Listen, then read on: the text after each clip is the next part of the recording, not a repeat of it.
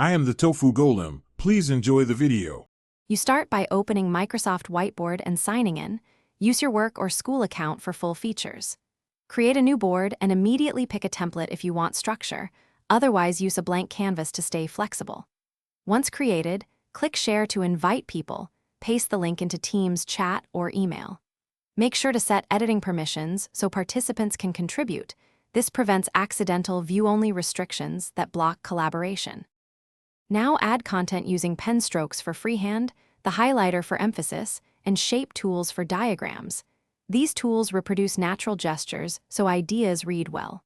Drop images or PDFs to reference materials, then annotate them with sticky notes or text boxes so everyone sees context. Use lasso or select to group related items and lock key parts to prevent accidental edits. Once grouped, rearrange sections with drag and drop to build visual flow and make the board scannable. To finish, tidy lanes and headings, then export the board as a PNG or SVG for distribution. This preserves layout for people who won't edit. If you need earlier content, open version history to restore a previous state. Make sure autosave completed before closing. If collaborators report missing changes, troubleshoot by confirming everyone is signed in, checking network connectivity, and reloading the board.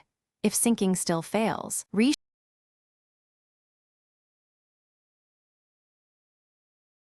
Thanks for watching. Consider subscribing if we helped you today.